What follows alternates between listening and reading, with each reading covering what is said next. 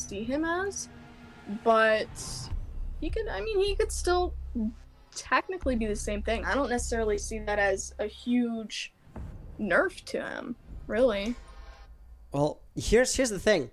We don't notice this, but Mozzie's a 2-2 operator, and he is the perfect example to, prove that roaming with a 2 armor, 2 speed operator is absolutely viable and absolutely feasible. Right. Granted, both, not Thermite, Thatcher is going to be our first ban for the overlay. Granted, though, he had both a shotgun that could allow him to, swift retreats through either walls or hatches, and he had a gadget, a piece of utility that would actively helping it with roaming. Jaeger has neither of those things. Well, except if you're running shotgun primary, but that's not really recommended. So you don't have, swift exit routes capabilities with any type of soft destruction. And you don't have a gadget that's going to be helping you. You're basically a recruit at this point. So I do expect his use to drop down, but not his effectiveness. Like you said, he's going to be roaming next to the objectives, a proxy defense, right? So my personal perspective on this is he will be less attractive to, say, flex operators or flex players, and Jaeger mains will still stay on him. That's what I think is going to happen. With that being said, we have just run through the ban phase. Like, the timer jumped down to 3-2-1 extremely quickly for every ban here, it seems. Thatcher, Capitao, I get that. Valkyrie and Echo, 2 heavy intel-based operators that are going to be taken off the board for the defense.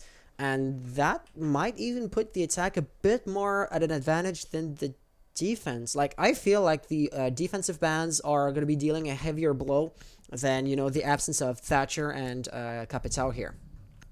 Yeah, I really agree on that, because Mozzie and Maestro can still be put into use, but Mozzie is not as nearly as a direct intel operator as, let's say, Valkyrie is, right? Even though Mozzie is more mobile with his cameras, you're not always going to get that opportunity to catch a drone. So you're really just playing off of the other team and how well they use their drones. And at that, you could say really it's an attacker game. But in terms of intel, yeah, I definitely agree. The defense is going to have a hard go of it. They're not going to be able to predict and know as much of what the moves of the attack are going to be. And that could be what puts us over the edge as attackers. That could be, the make or break of any round. So, thinking about that, definitely. I definitely would say so. But as for the attack bans, just to comment quickly, definitely got them. Definitely called them, right? That's Capitao and Thatcher off the board. Thatcher could be huge for preventing hard breach, being that he is off the board. It basically now is in the hands of the defense, which, since I guess they don't have as much intel, they can focus a little bit more on the preventing the hard breach, if you want to think of it that way. But yeah, I don't know, really, other than that, it's in the defense's hands to prevent the hard breach, but also in their hands to know what's going on around them, play situationally, because they're not having that intel. Absolutely. And you talking about Mozzie maybe being brought forth. He's not going to be in the composition in the first place. So all of that speculation is not really going to apply to this round. So this really does put a heavy emphasis on the lack of intel that Protest champions are likely to have throughout this whole round. However, that seems to be irrelevant, as here we're going to be seeing Serious Gamer getting 2 kills. Granted, Pago's got kind of a refrag here on Bandit. It's not, negligible, as Bandit could have been Bandit Trixen and could have been extremely dangerous by doing so. However, with Hibana off the board, Bandit Trixing or no Bandit Trixing, it's not going to matter too much. Blacker is doing his absolute best to get rid of that hard wall. And slowly but surely, he's getting there. Absolutely, that's now going to be done. But we seem to be set up for a fairly unilateral push. Like, I don't see the attackers being set up to surround the objectives, surround the defenders, and push them from many different angles. That's going to be, I believe, Chapper, Isco and Chapper losing his firefight in a face-to-face fashion against Akala, who will try to push forward, but that magnet is going to prevent that. Yeah, unfortunate as it is, we do still see a 3-on-3 situation, so odds are entirely even between these two teams. We have two operators sitting in the objective while there are only one operator roaming. There's one person, on the prowl attempting to actively find the offensive operators. He's holding a close eye on Garage. So yeah, this could be a potential engagement between Nomad and Wamai if it comes to that. It seems like Nomad definitely knows where Wamai is sitting, and right there, that's going to be Wamai going down. Nomad has the Garage control. That's a huge step for the attack, and just like that, Frick, he's able to get a double kill. It's up to Jaeger, and Bull will say he is the entire driving force behind the defense. That's a 2v1. He picks up one. It's Maverick and Nomad left on their own. Flashes are going to be going in, and it hits Jaeger. That is unfortunate for him. He's going to be set back a little bit. Now, the plant is going down, so this is a retake situation for Jaeger. He's going to have to kill the two remaining attackers and disable the diffuser, all within about 35 seconds left on the clock. The intensity is gathering. I am excited to be able to see this. That is an engagement between Jaeger and Nomad. He picks up one. That's a double kill for him. Maverick, he's choosing to play a little bit more passively. Now we know where the diffuser is. Jaeger has spotted. He's going to try to pick it up, maybe bait out the Maverick, but Maverick doesn't hold. He picks it up, and that is Team Oxygen for the win on the round. A solid first round. I kind of felt like it was not going their way at the very beginning. They lost two players in a really quick and successive fashion. However, they were able to come back from those two, first untimely demises, especially Hibana. Losing your heart breaching this early on in the round did not fare too well for them. And yet, they were perfectly capable of bringing this back. So kudos to Team Oxygen for that, because it's no small feat to coming back from a heavy disadvantage. I feel like they won just plain and simple. They won their face-to-face firefights. For example, here, Serious Gamer absolutely knew that Frittmeister was going to peek him, yet, well, he just failed in winning the firefight. And that's a theme that's going to be consistent throughout the rest of the replays here. Bullshit, nice. Bullish, yeah, I feel like it's a play on word than bullshit. Let's just call him Bull.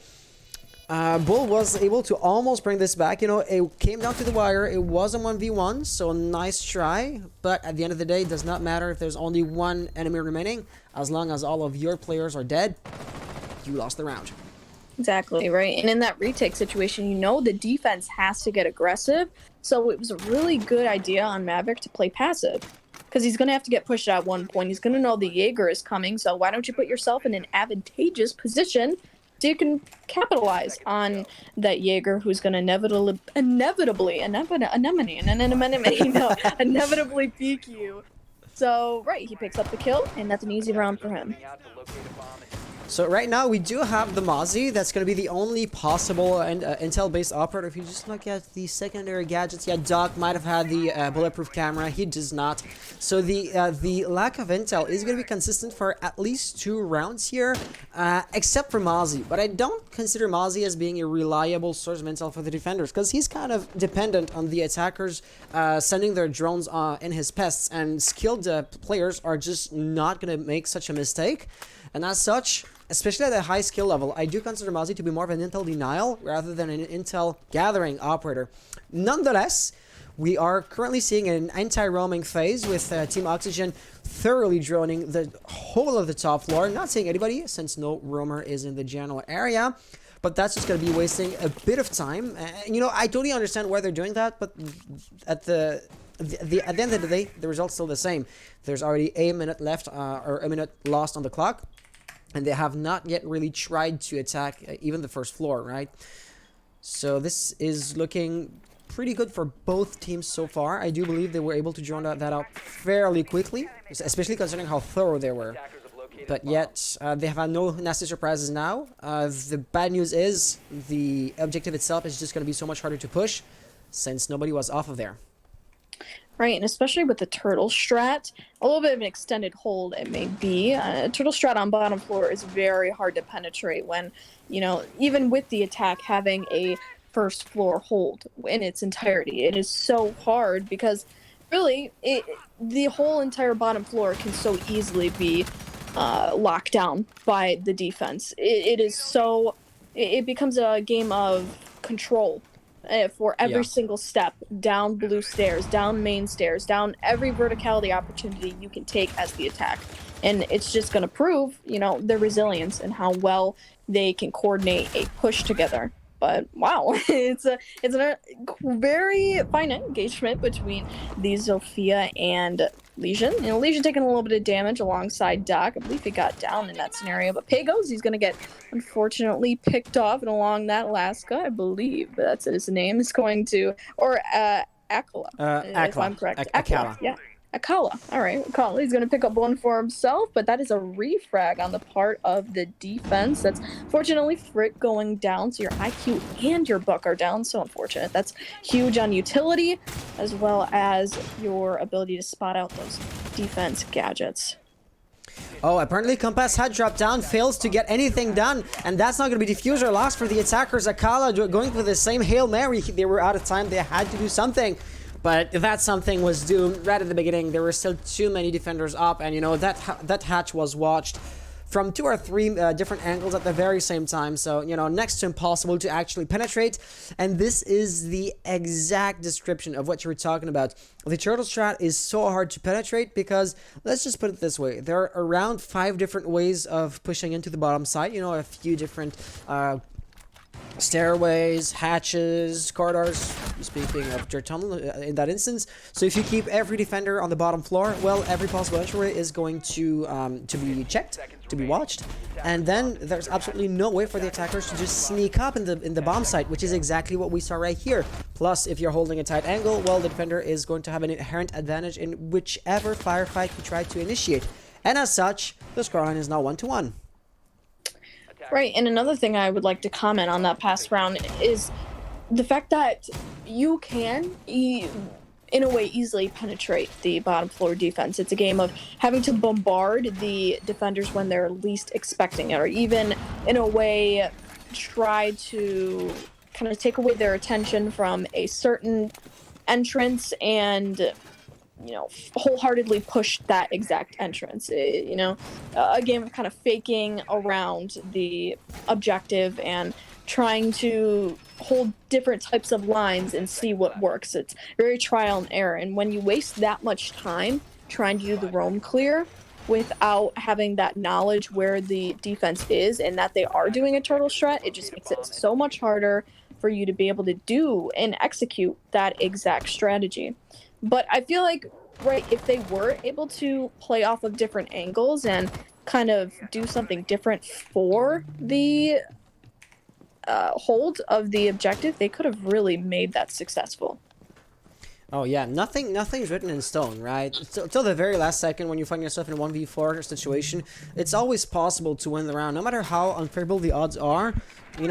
Mistake is human, and you could expect your enemy to commit mistakes. You just have to figure them out, capitalize on them, and not make mistakes on your own, right? So nothing is set in stone, but still, for example, here there's gonna be a first blood for Chap, and as such, his team now has a slight advantage. Let's see if they're capable of rolling with the advantage they now have, or if Team Oxygen is going to be able to find a way to just circumvent or invert tip the scales. That's gonna be Frick kind of holding an angle right as the wall opens up in front of him, leaving him a bit more exposed than he might have been comfortable with, and as such, he just gets back down. I do see a silhouette around here. That's gonna be Chap, who is by the eastern staircase here, holding many different angles at once. So he's covering the garage, the main entrance, the bar area, blue, that kind of stuff. But so far, he's not really getting pushed, so he's holding a really important crossway, but no pressure is coming his way in the immediate sense, to be sure. Right, and of course, yeah, for that, he's going to be able to back up and hold up on, top of the cache stairs. But just as I say that 4v4 situation, that is Frick picking up the kill on Kaid, aka Frost. We'll go with Frost now. Jaeger, that is an important engagement he gets himself into. Frick's gonna pick up a double kill for himself, finds the head of that Jaeger with the carbine, man. But 3v3 and a 2v3 will show that Chapper, he knows how to make his kills. So just like that, we get put to an unfortunate disadvantage for the attack. That leaves us with the Zofia and Maverick, respectively, able to, well, they're going to have to win out the round or make an execute and force the defense to come to them. But 1v3 will show that the Smoke knows how to pick up his kills. Along with that, Protest, they're going to finalize the round with the Mozzie. He's going to pick up the kill inside of Garage. Yeah, I do feel like the attackers here, Team Oxygen, they became somewhat predictable. And not that they were at fault, you know, most of the preferable entryways, for example, that small balcony there, was watched too heavily for it to be, you know, a viable angle of attack. So they had to rotate. What's the next step? Well, they weren't going to go for, like, the bedroom and then going through construction to eventually make their way to CCTV, given how much time we still had on the clock. So it was predictable they'd go Garage. And you know, the defenders, Protest champions, they were absolutely ready for that. As unfortunate as it is, knowledge really is power. It's not going to get the kill, granted, 100% of the time, but if you know where your opponent's going to be, if you know where to prepare your cross sights, well, that's going to give you a hell of an advantage, and that round was a perfect example of that. Right, it is. And yeah, just like that, it's the counter strat of it.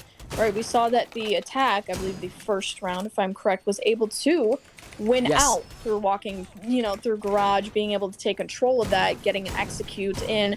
And even though it was very, very close for the Jaeger and his engagement, it still stands that it becomes predictable if you use it twice, 3 times in a row, where the defense can effectively counter strat against you. Now, another thing to talk about in that round is, yeah, the presence of the Garage hold was huge, but at the same time, I'm wondering about the construction and the master bedroom hold. Now, there wasn't really any substantial hold in there, and I'm kind of questioning, even though the defense did win that spot, that objective, where was it? Where, you know, were they just planning for the attack not to be coming that way? Or was it maybe a situation of, was the defense kind of a little bit unprepared for a push there? That's actually a really, really good question, because the thing is, do you really want to hinge your entire strat on a hunch? I don't think they're going to attack there. I don't think they're going to be pushing on that side. It seems like a hell of a bet, you know? This time, it did end up panning out their way, because visibly Team Oxygen did not attempt to go gym or bedroom. However, the point still stands on both sides. You could easily flip this around and say Team Oxygen did not drone, did not realize that this entire angle of attack was open, that nobody was watching the general area, and it might have been a good angle for them to sneak onto the bomb site. They did not do that, so, you know, both teams could be criticized here for making a slight mistake in their own way. True. I definitely can agree on that standpoint, but 135 left on the clock. We see presently a 5v4 situation with the attack in the hand of the game. That Castle, unfortunately, is down. Not quite sure how he died, but in the end, we still see that the attack has full control of construction, a room that adheres right to the objective itself. So, question now, how are they going to make the line into the objective, and how are they going to make the execute upon it? We have a few different angles of view into the objective, one coming in from balcony and the other one from construction. So my guess is that the attack could form up on the logistics office as well as the 90 hallway and make their execute from there, attempting to pinch all the operators inside of bathroom and the objective itself. But a 4v2 situation will show that the attack already has hand on the objective. Unfortunate, it only leaves Jaeger and Kaid up to defend themselves. They do seem to be in a pretty good way for kills, but yeah, exactly. Chappie's gonna pick up a double kill for himself, putting us immediately right at a 2v2 with BS coming in. But yeah, sorry, my Discord kind of lagged out there a little bit. I wasn't able to see the flurry of kills happen, but Pagos, he picked up 2, all in quick succession. And that really does go to show that a single round can go back and forth so quickly. I do believe, yeah, did the defenders have the man advantage? No, they did not, but you know, they got a double kill really quickly, so they brought this back to an equilibrium, and then Pagos just goes for the double and winning this. The earlier stages of the round, though, were definitely in Team Oxygen's favor. The orange team, Protoss Champions, they don't go for a heavy roam at this point, except when they're holding CCTV. It's been pretty much established by now that they prefer to go for these turtle strategies, which have served them in the past, referring especially to the church hold, which we're going to be seeing again concurrently. So the thing is, by having no roamers, there was resistance being brought up when the attackers, when Team Oxygen were slowly but surely encircling Protoss Champions. Like, nobody was there to contest, or there was only minimal contestation when you tried to attack construction. Then you go into the office. You can also push the construction door. The outside reinforced wall has been destroyed. The windows had also been attacked by Zofia, and that just put the defenders in a really, really tight spot. There had very little angles where they were actually safe from, you know, and combine all of those factors, Team Oxygens were just ripe to walk into the bomb site and to get the kills. Right, and even on top of that, with the attack having to push into the objective, it allows the defenders to play extremely passively and kind of hold out time, hold out their angles, but in the last round, that didn't happen. We saw the Jaeger and the Kaid face peeked the Buck, who... Right, yeah. You know, right, exactly. Whereas the Jaeger and Kaid had the full power of the engagement in their hands, and they entirely let go of that, you know, upon a very aggressive and ill-informed peek, which allowed the Buck to take advantage of it, therefore capitalizing on the round. So, we are now in the 5th round. The role swap is approaching fairly quickly. I do believe this is Legion's silhouette, who is slowly creeping up the staircase, but with that flash nade, he is going to rethink that, and the second flash is actually going to totally blind him. Is he going to be rushed by, I believe it is Compass? Compass is not going to overly aggressively run after him. Or maybe I was just wrong with the silhouette. Yeah, Fritmeister, I believe, tossed those flash grenades. Nonetheless, Serious Gamer was a free kill as long as he was blinded, but he now has, well, controlled his gun back, and as such, he's no longer going to be such an easy target. However, the pressure is mounting on the objective pretty quickly, just like last time, right? If you're already shooting, throwing nades and firing into the objective with over half the round remaining, that's going to be first blood, it's looking pretty good for you. However, we do know that this turtle strat is extremely solid, extremely powerful. As we can see right here, Dog getting a double kill. He's bound to get a third one should he get the kill on Buck. But no, that's going to be the hatch. That's going to be foiling his plans, and he will be stopped dead in his tracks. Fritmeister cutting him short. Yeah, unfortunate as this, we're also going to be seeing Compass going down to the play of the hatch. So unfortunate, he's going to have to drag himself out of kitchen while Fritmeister is on his heels. He's going to have to also get him up, but amazing. Frosty's going to get down by a Buck grenade. Pagos able to capitalize on that engagement without even having to play face on face. However, Jaeger, even though Kaid was down, he wasn't out. So Jaeger able to pick him up. Still leaves us with a 3v3 situation. Now, interestingly enough, Kaid and Habana have about the same amount of health. So we're basically playing a very even match at this point. But with 30 seconds left on the clock. Health, though. Yeah, right. So the health pool is favoring the defenders here. Right. I wasn't able to see that. Sorry about that. Well, still, about 15 seconds left on the clock. And we already know that this is going to favor the defenders with a 1v3 situation. Pagos left in his lonesome to have to win out a 3-man engagement. 5 seconds left on the clock. So unfortunate. He's not going to be able to do so, and he gets fragged out right at the last second.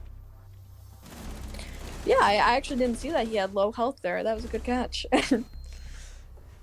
Yeah, because that really did come out to bite him right at the end here. He was, after all, the final victim, and, you know, a single shot was going to get him.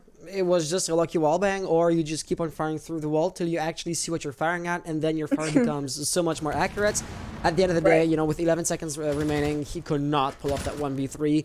Planted the diffuser was not going to be an option either, so it was just too late at this point, except if Protoss Champions throw in a spectacular fashion, which of course they weren't going to do. So there you have it. The scoreline is now 2-3 for the very last round before the role swap. I'm really excited to see a role swap between these two teams. It's going to show off the attack and defense dynamic of, well, each opposite role going into it. But more than that, I would like to see how each other kind of defends specific objectives. We know that the defense right now has kind of a very standard hold with the way they approach each objective. We see that bottom floor, right, turtle strat. No big roamers, no nothing. It works for them, but I'm kind of excited to see how the reigning attackers, which would be Team Oxygen, is going to approach that same problem. Absolutely. So, like you said, the really predictable strategy does have both an advantage and a disadvantage. It being the predictable strategy, of course, it's the standard or the quote-unquote best strategy. And there's a spawn kill by Chap. Wow, I have missed that pig. It was going to be off the board really early on. And as such, well, if you want to play verticality, Fritmeister would be the only one that could, you know, destroy bandit batteries, or in that instance, mute jammers, since we do have mute and no bandit in the rotation, or in the composition, should I say. That's going to be making it next to, you know, guaranteed the attackers are going to be eventually successful in opening up their reinforced wall. But there was a silhouette down there somewhere. Ah, there we go. That's going to be Solip. Solip, who could be in a position to prevent or to deny access to the building entirely to the attackers. Was it Compass right here, right? Knocking at the door, figuratively speaking, who cannot figure out for the life of him where exactly Chap is going to be. As I want to swap perspectives, Chap gets another kill. He does. He seems to be the reigning success of Stockroom, shutting down the entirety of the attack who all opposes him. So unfortunate that they're going to be attacking him individually, because if they really did form up as a team and played off of each other on refrags, they really could have shut him down earlier without as much collateral. But it still stands that Buck, IQ, and Habana are all down, which are huge players for fragging potential as well as utility. You have your hard breacher down as well as somebody that can take out soft walls. So basically your Maverick on the hard breach wall kind of doesn't really matter anymore. If you wanted to go ahead and hit construction, you know, you don't really have the Zofia utility as much anymore, if at all, to aid you in that. But of course, you know, you still did open up the main wall, so they have an opportunity to walk into the objective and make an execute. But of course, they're going to choose Garage. And there you go. That's going to be Black now down due to C4, a 1v4 situation. It is not going to be easy. He's in a dead spot, dead angle. He might have gotten the kill, but UXC apparently knew what was up, knew exactly how to respond, and that fire was really accurate. He was 100% certain where Zofia was going to be. I do believe it's because of the default camera. I don't think that the building's security cam had been destroyed, and as such, well, knowledge is power, like I said earlier. It is indeed, right? The Vigil definitely had a lot of help with intel in all ways, you know, all shapes and sizes, but overall, I'd say it was, you know, a really good defense for them. It showed off the power of the roam, as well as how the defense can still maintain their composure even when they do have a pretty solid lead on the attack. Absolutely. So we now have the role swap, and this map is a fairly defense-sided map, right? So seeing the 4-2 scoreline, would you be in a position, or would you feel comfortable predicting that both teams are more or less on equal footing, or do you still think Protoss Champions are the greater team here?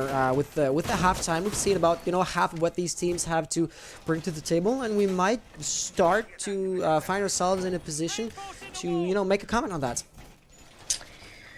Well, here's the thing. when it comes to Rainbow and when it comes to the competitive scene, mindset becomes everything. Yeah. And when you're down that amount of rounds, it kind of gets hard to pick yourself out of a negative mindset when you're thinking about winning and when you're thinking about having to come back. So I think that the now attackers, which is Protest Champions, right, they have a great mindset walking into this. They're 4-2, they've got 2 rounds on Team Oxygen, and they really couldn't be doing better for themselves. Now, Team Oxygen, right, they're on their defense rounds. They could just be saying, hey, you know, we had a few bad attack rounds, let's win on our defense rounds, and not necessarily be hindered by that. So, I mean, it could really be back and forth. I am not going to make an assumption on it, but I'm going to say that Protest Champions still are in a really good standing for themselves, even on their attack rounds. So they could be poised to win out a few more attack rounds. I mean, they only need 2 to win, or sorry, 3 to win. 3, yeah. Yeah, 3 to win. But I don't know. I'm not going to say anything definite at this point. So just to rephrase what you said, momentum is playing a huge factor in Rainbow Six. Gridmeister here is holding a really interesting angle, but the one thing, yeah, he was being picked from too many angles by too many attackers at the same time. His chances of surviving were low, to say the least. The thing is, we're seeing here an operator that we see really rarely. It's going to be Jackal being brought to the table, and the thing is, that operator is always banned. Like 80% of the games, and as such, the community as a whole seems to consider him as being overpowered. Having him in the composition might be tipping the scale in Protest Champions' favor. However, as I'm saying this, well, he just loses face check to, I believe it was Black or Akala. Black, right there, who is coming back on OBJ, so that's going to be really important for the defenders, just to minimize the disadvantage that they're at right now. There you go, another kill. Diffuser now down for the attackers, forcing somebody, I'm not exactly sure who, forcing Chapper to go for a flank, you know, to go for a hook just to get the diffuser back. It's going to cost him, you know, 5 seconds. It's minimal, but it might end up having major repercussions should we go into the last few seconds of the round. Right, definitely seems like the attack is a little bit on their way to losing their composure.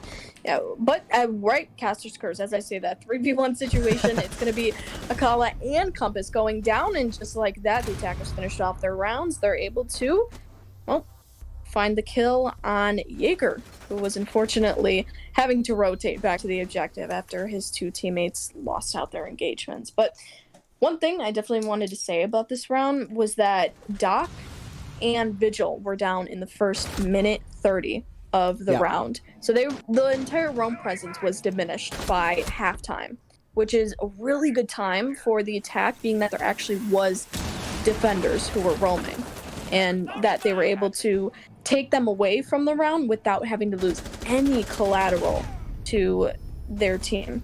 So, of course, right, the Jackal was very swiftly after the Doc and the Vigil went down. There was no refrag on him, but all in all, I say it was a really good roam clear from the attack, and it gave them the mindset, gave them the momentum, as you say, in the round to go, hey, we have this, you know, X player advantage. We can get easy foothold all around the defenders and make it our pace, make it our control.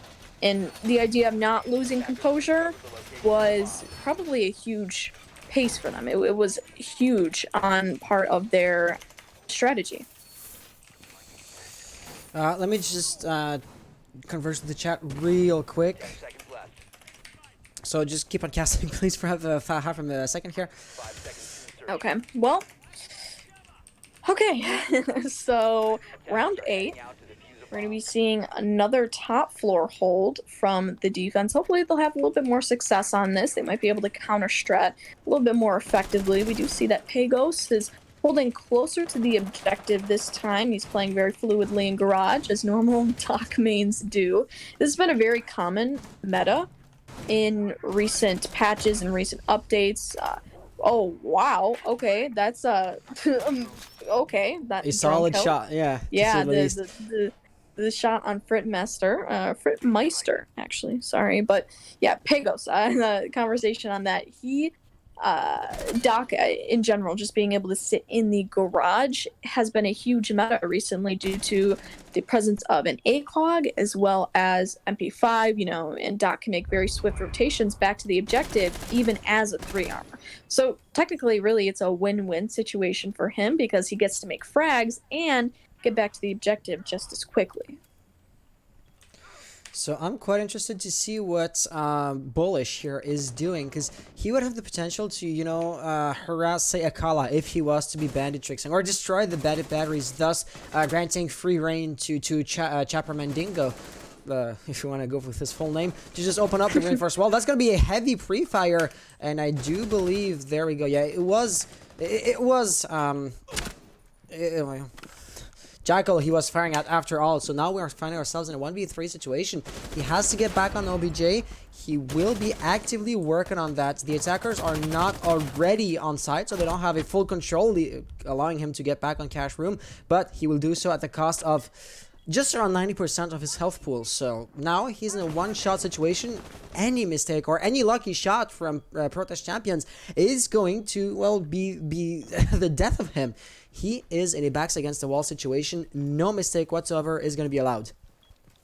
Right, it isn't. And with about 1 minute left on the clock, he has a little bit of time to work with, but it's not going to be enough as the attack entirely takes advantage of him rotating, having to make a retake back on an unfortunate attack execute.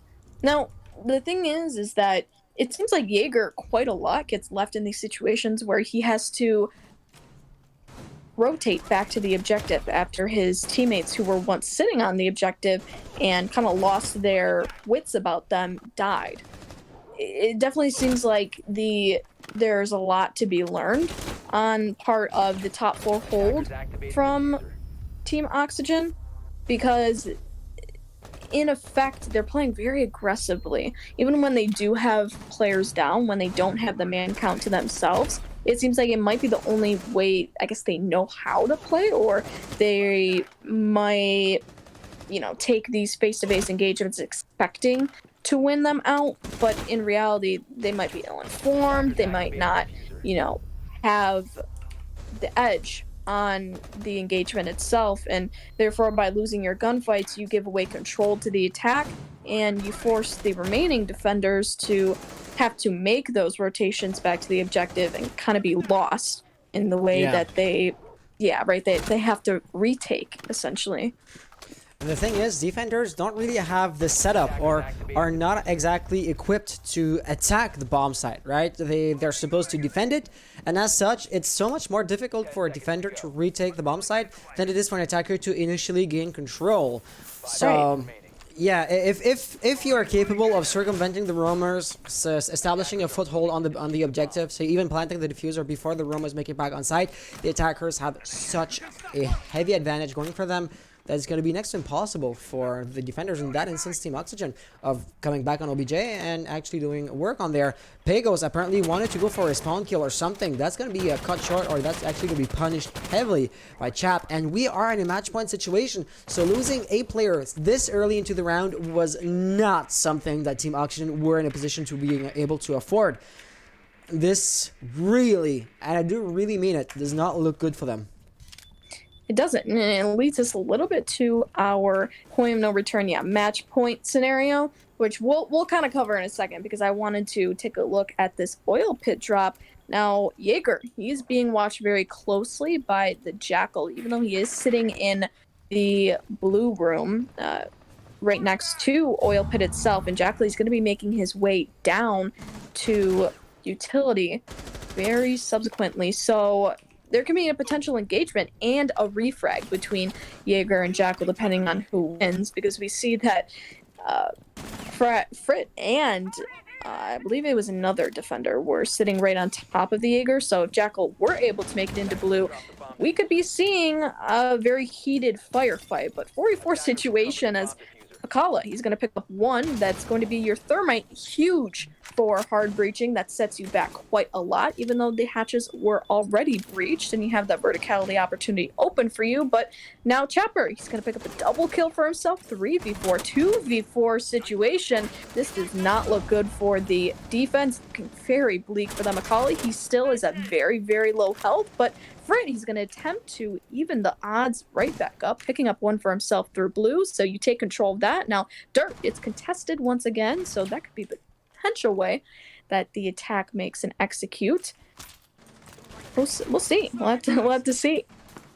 So currently, Protest Champions are definitely setting themselves up for a two-pronged attack. So both Bull and Chapper Mandino are in the construction site, aka Dirt Tunnel, and Serious Gamer, well, he's droning, but his body is actually in their staircase right here. And as such, well, the pressure might be mounting from two different angles. I do have to commend the survivability of the defenders. So Akala, very, very low health, yet he has taken no bullet, and the defenders know what's up, right? So they are positioning themselves in order to shut down this push, but it is going to fail utterly, as Serious Gamer and Chap are getting 2 kills in rapid succession, which will bring this game to an end. Alright, just like that, we get our 7-2 proceeding. Protest Champions winning out their rounds. So, really quickly, I had been asked in the chat, what level is this at right now? We are in a best of 16. That means that Protest Champions, well, they're moving to basically quarterfinals at this point. And there we go with the scoreline. Chapper Mandingo, 14-3. He was an absolute top fragger for his team. It was, however, a bit too quick for me to just keep on analyzing the other players' well, performances.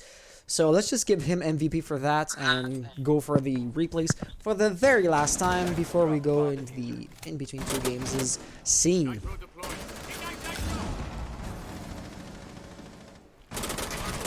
Yeah, right here, Jackal had no idea that Fritmeister was going to be there, and as such, he got an easy kill, but that same mistake had not been committed twice, which ended up leading to Protest Champions' win, Protest Champions' victory for this map.